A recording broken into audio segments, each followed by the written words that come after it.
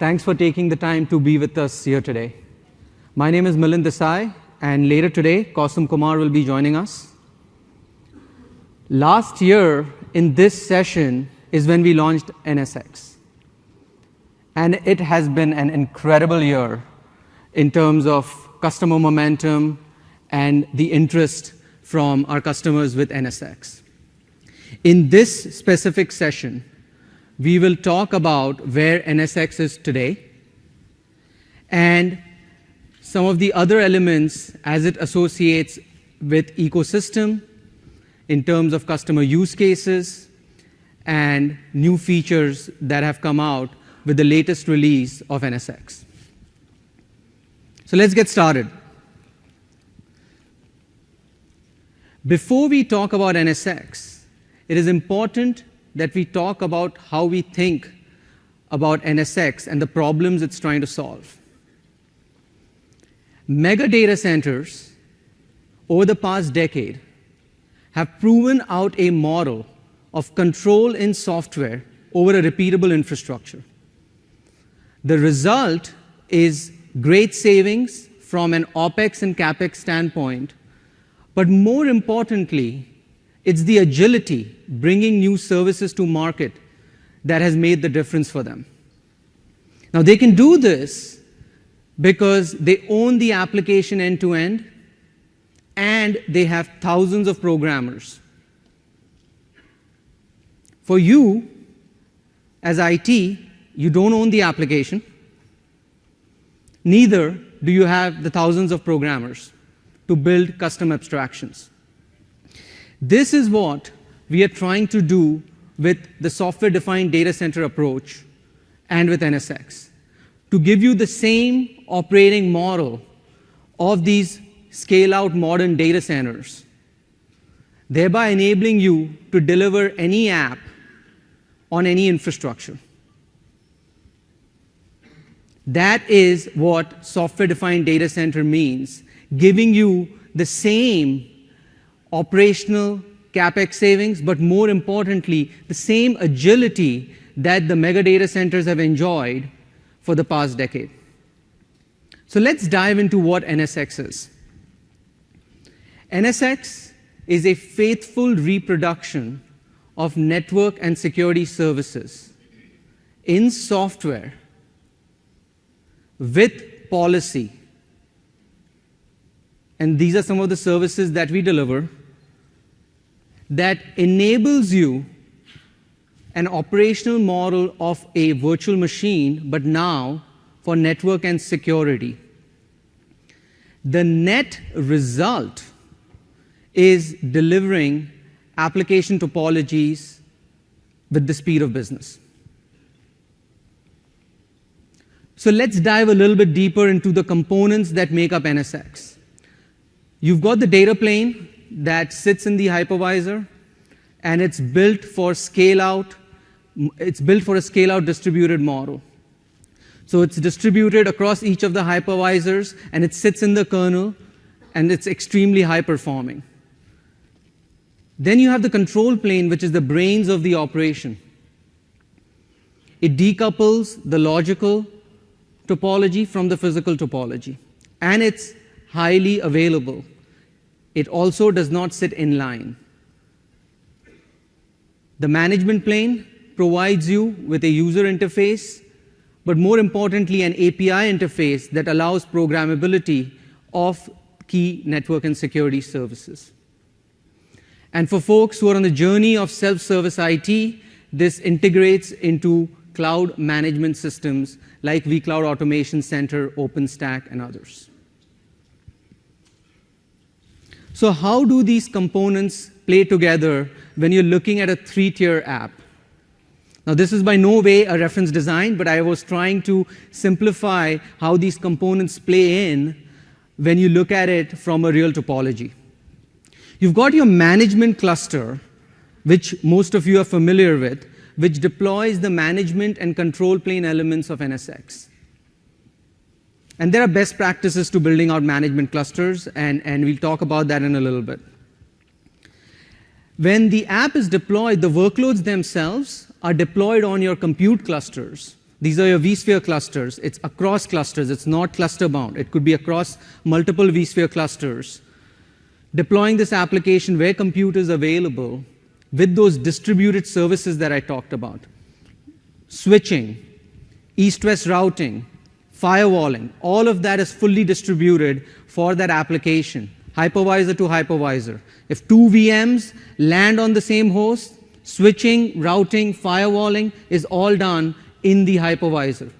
The traffic never leaves that hypervisor, right? So when I say distributed, it's built for distributed in that regard. And then you have the north-south communication, which is handled by the NSX Edge, which itself is active standby or active-active with a scale-out model.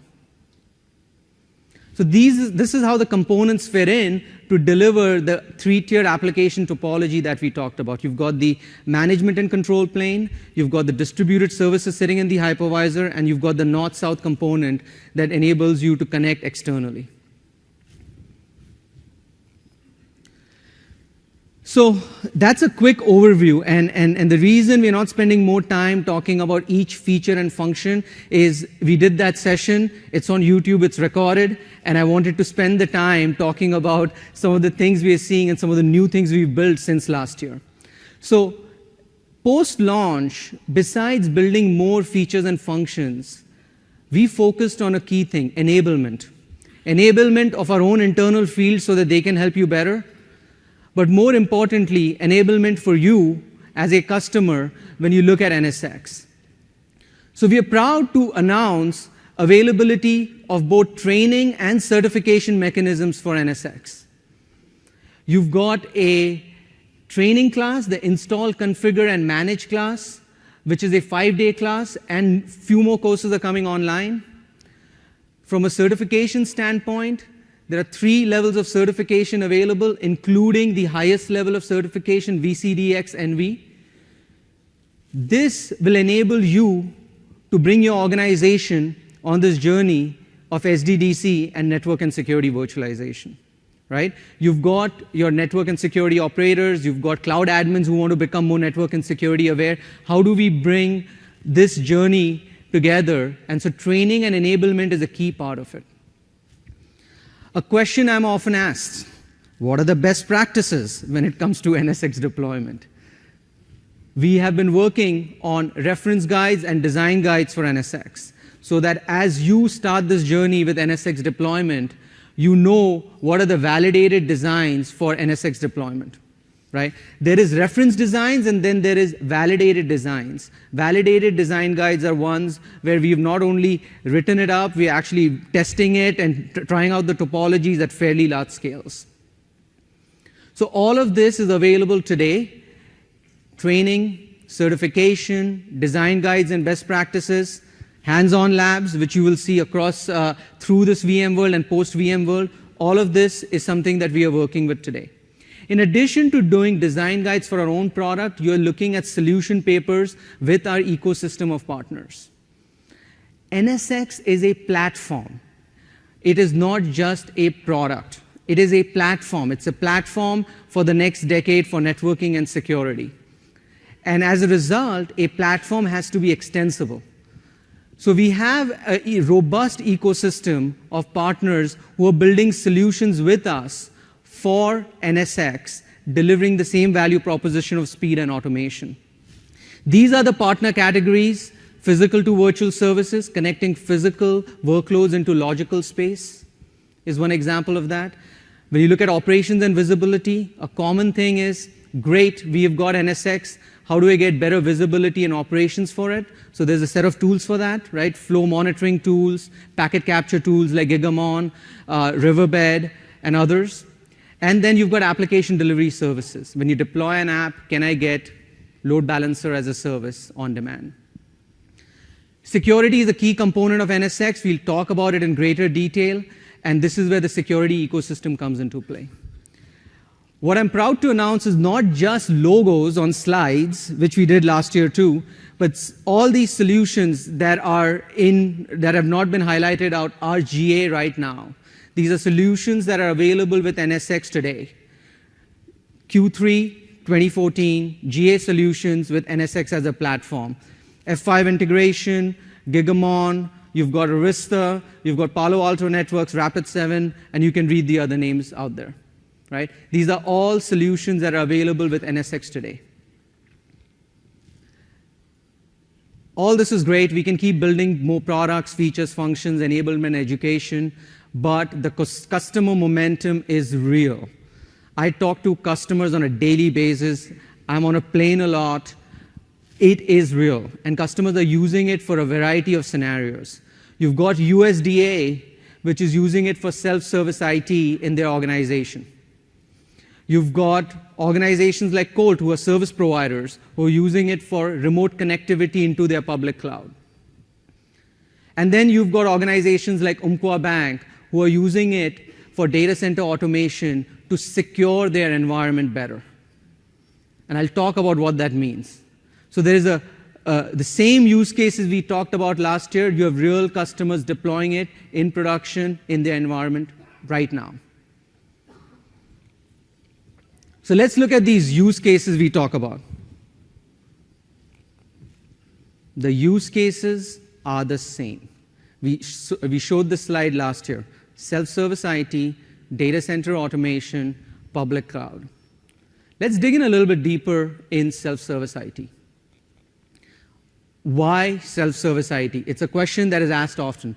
Self-service IT, what does that mean? A customer told me the story. He wanted to set up a music system in his house, right? He wants to play streaming music, MP3s that he has collected over time. He wants to connect his TV system so that he can watch sports with surround sound. And he wants to set all of this up.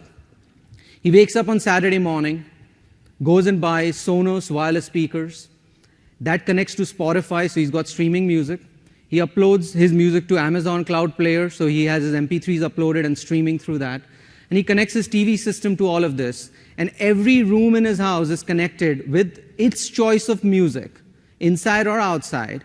And all of this was done in 4 hours. And his point to me was, I can do this in my home today, but when I look at my organization internally, how can I do the same on the inside for enterprise IT? That is what consumerization of IT means. People want things now. They want it at a speed and agility that was not possible before. It is possible now. They're experiencing this in their day-to-day lives at home. They want the same experience in the enterprise. If we don't do that, what we're also hearing from business leaders is either we redefine ourselves to deliver new IT, or it's going to be no IT. And I know this sounds very stark and, oh my God, what are you talking about? But that is what business leaders are talking to us about. We need to redefine in order to deliver that agility that end user talked about inside the organization. So what does that mean? You have to deliver that to your end users. Whether it's today's app or some developer who's tinkering with new technologies like containers, or some new CIO who comes in and says, we are going to build PaaS solutions, right? You're sitting there every day taking these different topologies and frameworks. How do you deliver that in minutes? All of them want it now, and that's what self-service IT means. And with NSX, we already have integrations into these frameworks. So if you look at a product like vCloud Automation Center, you can deploy 3-tier apps with ease, with network and security automation. If you look at something like OpenStack, you can deploy on any hypervisor with network and security virtualization, workloads of your choice with any topology. You can deploy containers with NSX if you so desire to do so. PaaS with Cloud Foundry already works with NSX, right? It's a platform that we started with virtual machines, but already works with these new frameworks. That's the power of abstraction. Right? Those use cases that I talked about are already available today. You can do this today with NSX, self-service IT in your organization. Question often asked, wow, self-service IT, how do I get started? So the journey that we've seen from a customer standpoint is it could be as simple as you create these application topologies, right? It has some storage policy, it has network and security policy in this case. The end user comes in, says, I want 3 instances of my web VM, 7 instances of my app VM, 2 database instances, puts it in your pre-created topology, submit. The simplest form of self-service IT. Everything is pre-created instances. In the second instance, you see what I call as dynamic creation.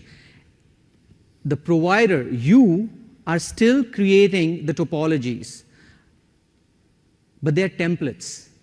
The end user comes in, I want X of this, Y of this, and all of the network and security for that app is dynamically created.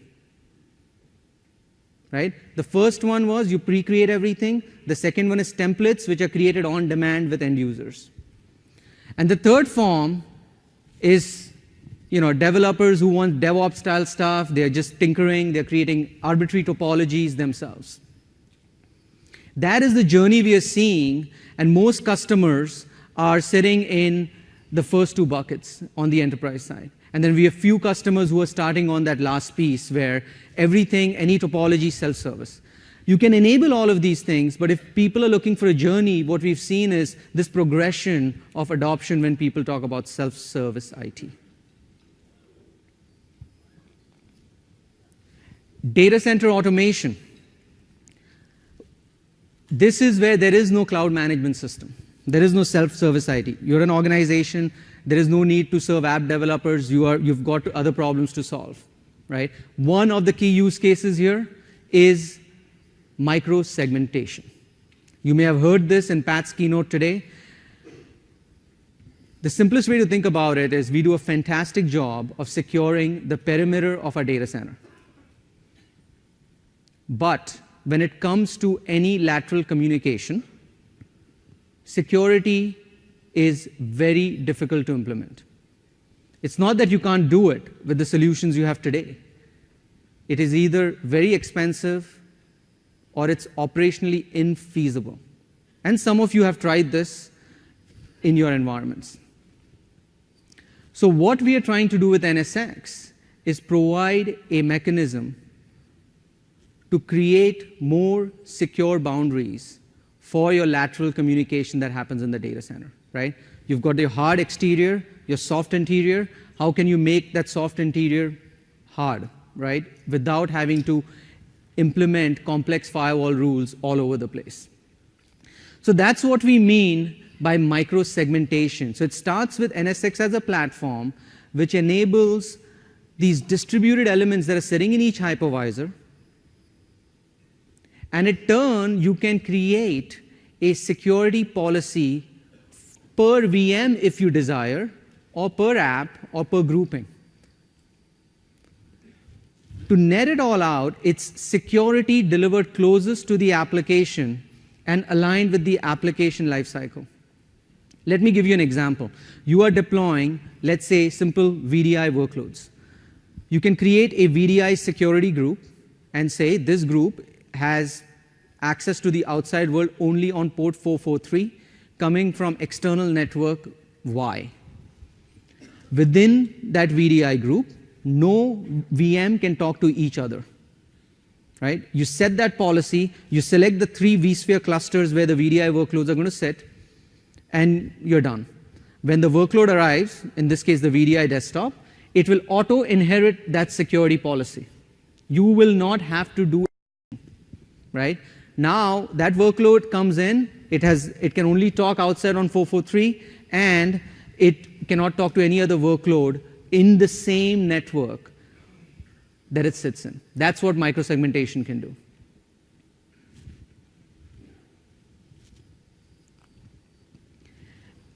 We are not doing this alone. Security is a broad landscape. So what we are doing is providing the basic isolation constructs and then working with our ecosystem to deliver advanced constructs. Palo Alto Networks providing layer 7 firewalling. As a result, in that VDI pod again, port 443, send it to Palo Alto Networks. It's external facing. I want to do layer 7 firewalling. Let me send it to a PAN device.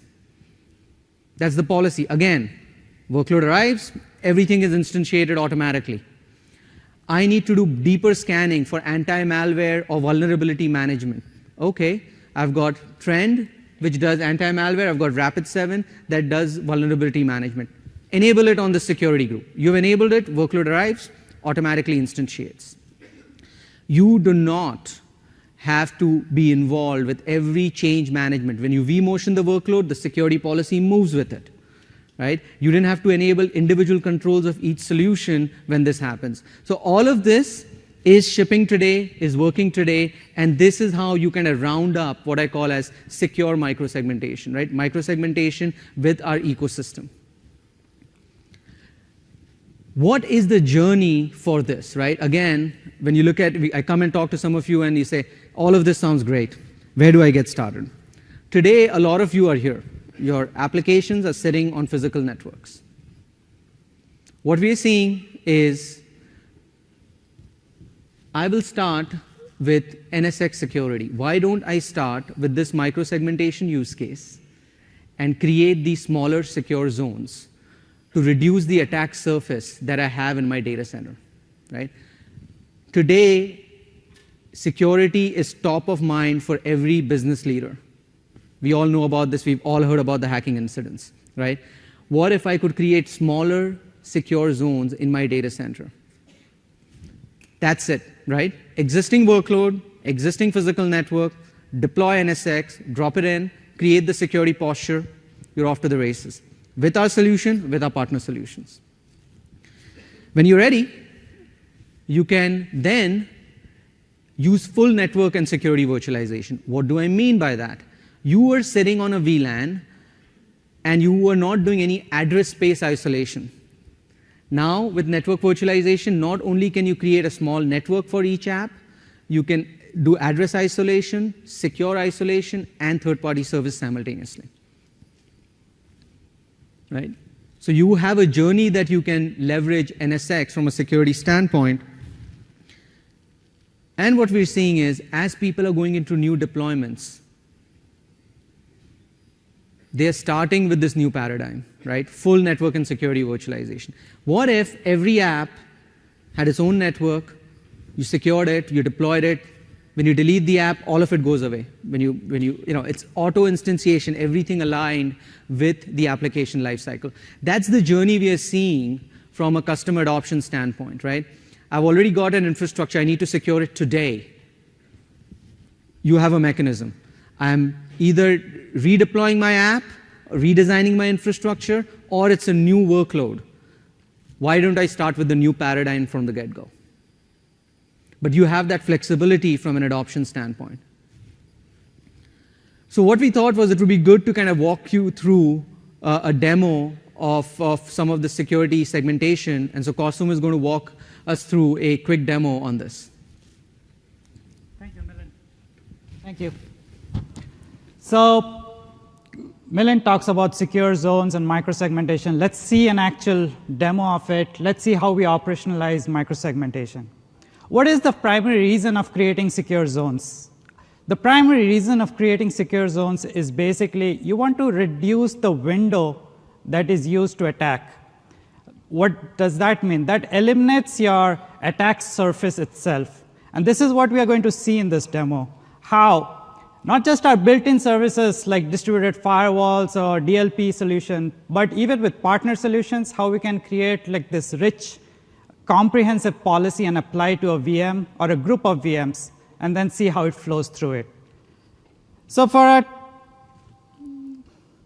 our demo, we are basically going to look at the simplest of the use cases. Each organization has a development zone and a production zone. So this development zone and production zone, each of them can have multi-tier applications. We're taking the 3-tier app as an example here, containing web servers, application servers, and database servers. So in this production zone, basically you're seeing 3 subgroups.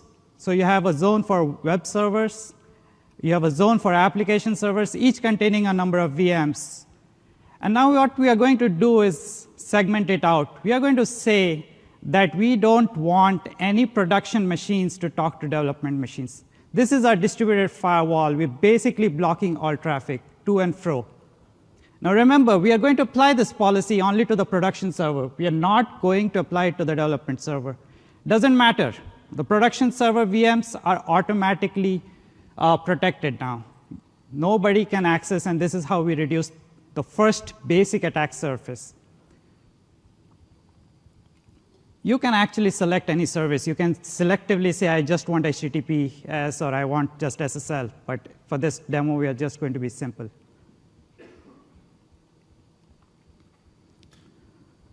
Now, once we apply this to the production server, production zones, you will see that all the groups, the web servers, the application servers, and the database servers inherit this policy.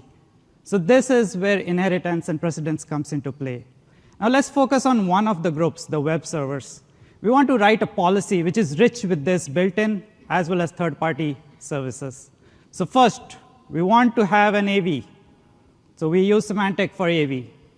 Second, we want to scan for vulnerabilities. We have Rapid7. It's a single pane. You create the policy in the single pane. That's it. The third point, we want our built-in DLP service to scan web servers so that no classified data goes out. Boom. We have it in the single pane. That's your endpoint services. Done. Now I want to look at firewall. I want only HTTPS communication to the application server. I select that, and I select the HTTPS service. So I'm selectively allowing what the web server can do with the application server. Second, I don't want my web servers to talk to my database servers. I create another firewall rule. Now think about it. This is only in the zone of the production zone. So it's not isolated. The policies are not spread across the entire area. Of course, you can still do that if you want to. The third thing, I want to actually introspect my traffic. And with these new technologies like next-generation firewall from Palo Alto Networks, we can do that. So I want to inspect all traffic that comes in. And that's what I'm going to do. I'm going to do network introspection. And see, this is the power here. You have the endpoint context, you have the network context, and you have the control points all in the NSX platform. This is where I want to do IPS between east-west traffic. So I want to inspect all my remote procedure calls from web server to application server. And I use Trend Micro's IPS solution here. Boom. Now we have all the things in one, all the rules in one security policy, and we go and apply it to our web server.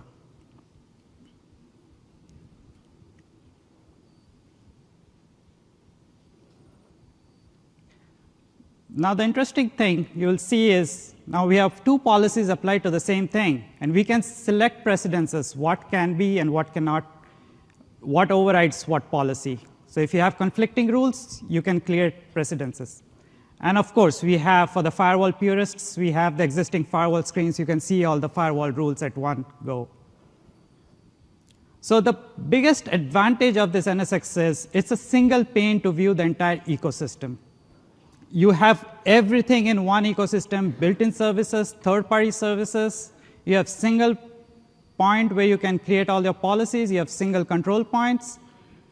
This is the power of NSX micro-segmentation security story.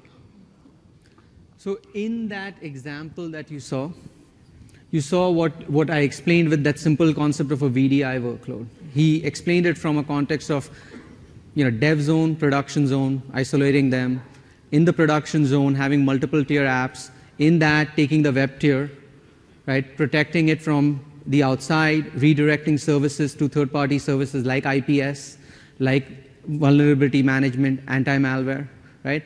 You can create that policy. And if it's your security team, they can create this policy. From there on in, the workload just arrives in that web container, and everything will get auto-instantiated. That is what we are seeing our customers adopt, besides some of the classic kind of self-service IT network virtualization that you saw before. That is what micro-segmentation means, being able to reduce the attack surface for your workload and bringing not just firewalling, but additional third-party services with automation. So last year, we launched NSX. Over the past 9 months, we're building new functionality into it. So what is it that we've done in the past 9 months? So on the data plane, we have optimizations where NSX Edge last year was active standby. So when you went north-south, you had an active node and a standby node. You now have a scale-out node for NSX Edge, scale-out ECMP. You have 8 ways to go in, 8 ways to come in, right? 8 node scale-out.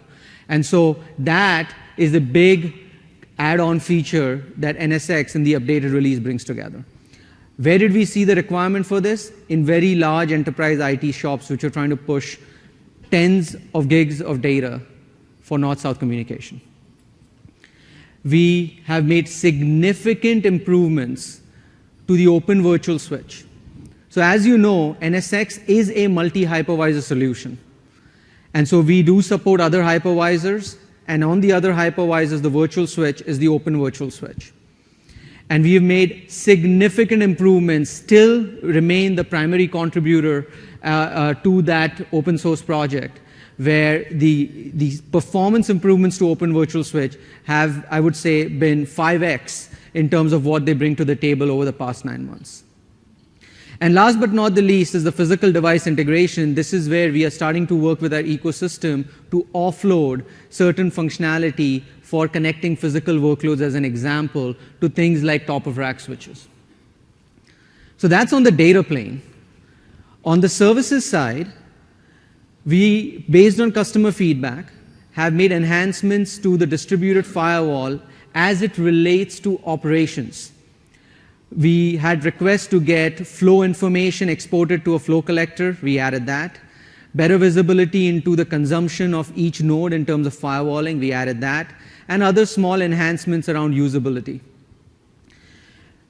We improved how third-party systems like Palo Alto Networks and others in the future can integrate into NSX firewalling from a workflow standpoint. So there's significant improvements in that. But the things I'm most excited about are the one at the bottom which says DDI, DHCP, DNS, IP address management. DHCP relay, it's a block and tackle feature, I call it. You can now use your existing IP addressing systems with NSX, and as a result, not have to kind of rework or put a DHCP server in logical space. Right? So that's a big kind of enterprise ask that was added to the product. Load balancer as a service. The same API that you use to program the NSX load balancer, you can now use the same API or the user interface to program a third-party load balancing service. In this case, our partner is F5, who's going GA with the solution, and other vendors, as you saw, are working on those integrations too. Right? Load balancer as a service, same API, gives you load balancing from us or from a third party. And then we are living in this hybrid world. So when you look at multi-site as an enterprise, the first thing that comes to mind is DR. So you will see shortly a validation guide with SRM, where SRM with NSX and how it works together to enable DR. Now, it's not necessary that you have to use SRM. You could use something else too, but it's the DR orchestration mechanism. You have the active data center for customers here who have 2 data centers in a metro type scenario, very close to each other. You can actually now have a logical network span the 2 data centers with egress optimization with NSX. Right? This is possible now, and as a result, you get that elasticity into adjacent data centers. I call it data center pooling, the ability to pool 2 adjacent data centers from a compute standpoint. And then we all talk about hybrid clouds, and so the layer 2 VPN that you see over there is essentially a mechanism for you to seamlessly connect to a hybrid cloud. In this case, I'll take the example of vCloud Air, which can now use this mechanism to take any or one or many networks on your side and map it directly into a logical network on their side. So you could have your workload setting on VLANs 10, 11, 12, VXLAN 20, 30, 40. You want to connect them at layer 2. You deploy this device, and it connects you to the hybrid cloud. And it operates headless. So in sites where you don't have NSX, you can use this and still connect to the hybrid cloud. Right? So significant improvements, as you see, in regards to going beyond the data center with NSX. Around operations, as we went into our deployments, we got a lot of feedback around, I need this tool, I need that tool. The biggest set of integrations are with existing tools, with Riverbed, with Gigamon. Gigamon does a distributed packet capture with NSX. EMC Smarts provides virtual plus physical integration. Imagine a view for your network admin who's using EMC Smarts, where once a physical switch failure takes place, they can tell you what are the virtual workloads that are affected. That's the dashboard EMC Smarts has built on top of NSX, right? A view for the network admin. NetScout allows packet captures with NSX awareness now with their product. VCOps, vCenter Operations Manager, is now NSX aware. So there's a plugin that is in beta that you can use, which provides visibility for NSX, and Log Insight is the analytics tools. For folks who are security-centric, there are firewall operation tools, Tufin, AlgoSec. They now work with NSX and are kind of rounding up the security story from an operations standpoint. A lot of stuff, as you can see, around operations and partner extensibility that has come into play. And last but not the least is consumption. The updated release of vCloud Automation Center, I think it's now called vRealize, has better improvements and integrations into NSX on-demand security constructs. And OpenStack, for folks who are interested in using OpenStack, has improvements in Neutron from a control plane standpoint and integrations for things like Docker and other such technologies, right? We support both vCloud Automation Center, OpenStack, or bring your own cloud management system for that matter. So a quick overview of what's in NSX. In the deep dive sessions, you can take any one topic and get to know the nth level of detail of what's happening in that feature in this release. Net, in 9 months, we have delivered a whole set of solutions as well as features, and this is what the update release for NSX looks like, right? So it's not actually, it's just 9 months, because if you take Q4 GA, it's been 9 months. And that's what software does, is allows us to be agile in terms of our own development cycles to meet your needs or meet the needs of the business as your requirements change, right? The ability to have this abstraction deliver more value, not just through us, but as you can see, through our ecosystem in a much more comprehensive and agile manner. So one area which comes up again over the past year is around operations. And there is a lot of kind of noise in the system around lack of virtual plus physical integration, and you lose visibility, and it's not that great. And so I wanted to use this opportunity to debunk some of these things, right? So you've got NSX. We have native tools that you can use as a virtualization admin, right? You've got flow monitoring. You can detect at any given point in time what are the conversations happening live on a particular VM. We have things like server access monitoring, which works for Windows VMs, where we can tell you who's accessing what process in the server from a visibility and troubleshooting standpoint. And you can, at any given point in time, understand the health of your logical network, right? This is your cloud admin scenarios. There's a bunch of other tools in that regard. But then you have your existing tools, SPAN, RSPAN, NetFlow, LLDP, syslog integrations that most of you use, or most of your network and security team uses today, with existing tools. So you have that, and now with all of this, we have integrated into analytics tools, the first one being vRealize Operations Manager. And so what we wanted to do was walk you through a quick demonstration of that.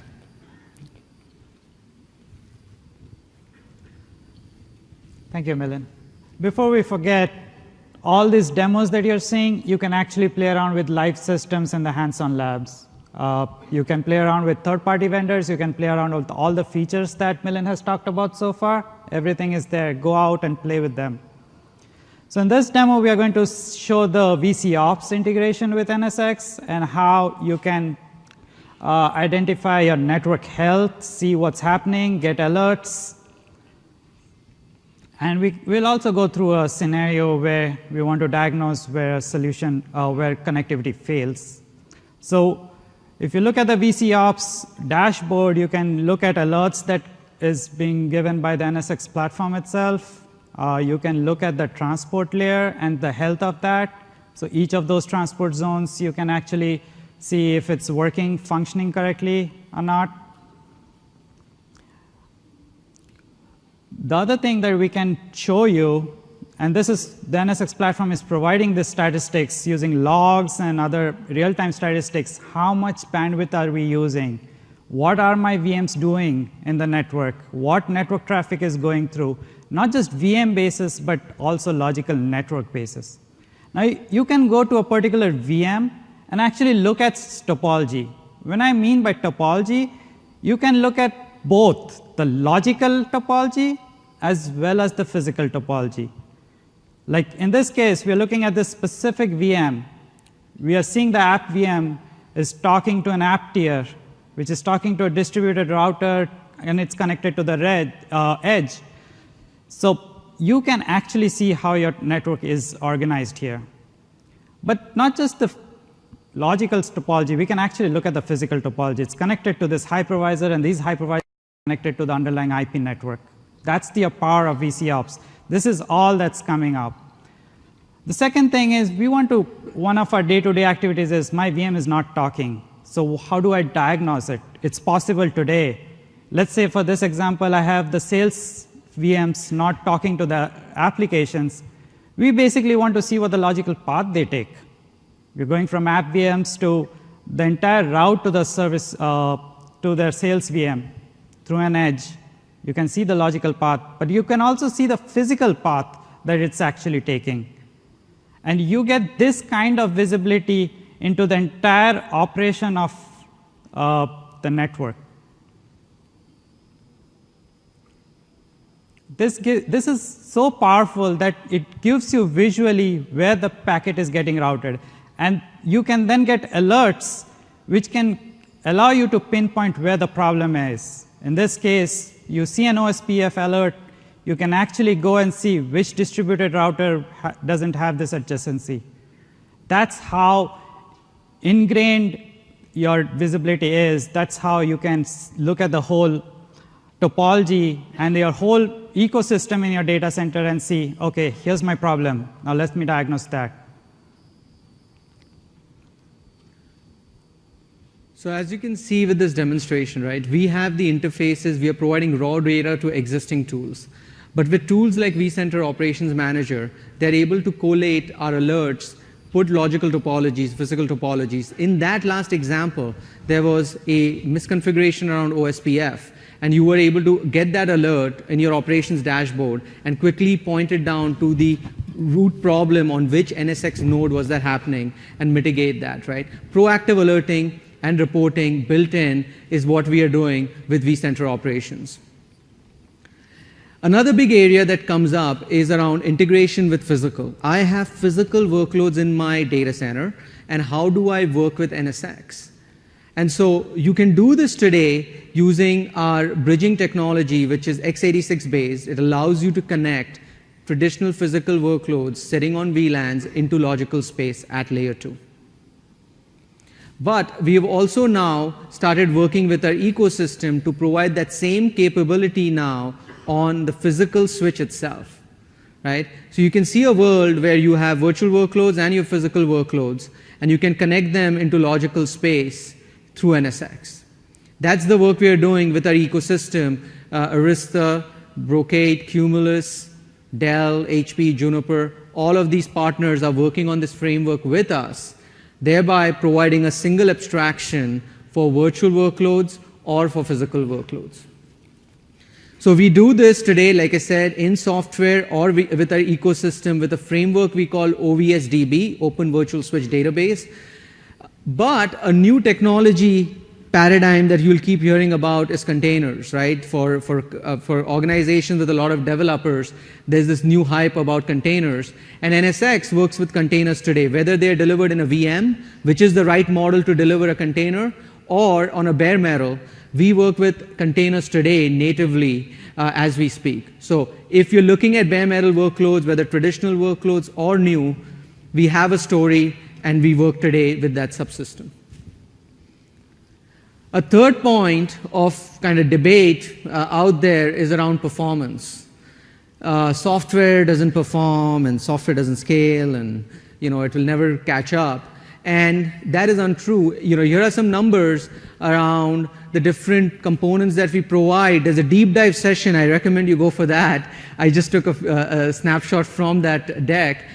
We can provide line rate performance for multiple modules and with less than 3% overhead on the CPU in that regard, right? So performance is not an issue when it comes to NSX, and these numbers prove it out from that standpoint. So 3 myths about NSX: it's very difficult to operationalize, you don't have visibility.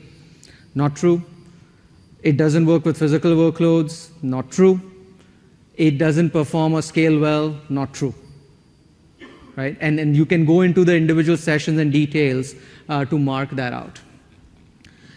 So in closing, right, we talked about NSX, what it does, what are the new features, how are customers using it. Data plane across any hypervisor, including physical workloads. Services that are fully distributed, right? We have distributed switching, routing, and firewalling. We will continue to push the envelope as it relates to distributed services, all with third-party integration, management, control, and data plane, so you get full automation versus just plugging in devices, with a rich operation set from third-party tools as well as our own, with integration into a cloud management platform, be it from VMware, your version of choice, or an open framework like OpenStack. What this enables you to do is to deploy on any network, right? Your network today, 2-tier, 3-tier model, or you're building a leaf-spine design for layer 3 in the future, enables you a choice of any infrastructure. You can build your own, you can go for a converged system, you can go for a hyper-converged system, right? In the future, year and a half from now, CIO says we have to do open compute. Roll that in, roll that rack in. NSX will work because it's an abstraction that is decoupling you from the infrastructure, right? It gives you choice on the infrastructure. And last but not the least, choice in terms of the application frameworks that are using, whether the frameworks that work today, you're bringing in PaaS, you bring in containers, you bring in whatever else you want, right? This abstraction already has proven that it can stand the test of time. When we talked last year, there was no noise around things like containers. This year, there's talk of containers, it already works, right? That is what the power of abstraction does. It allows you to build a network of your choice, which is built into an infrastructure design of your choice, allowing you and your application teams to deploy application frameworks of your choice, all with network and security built in, right? That is NSX. With that, we'll open it up for any questions you may have.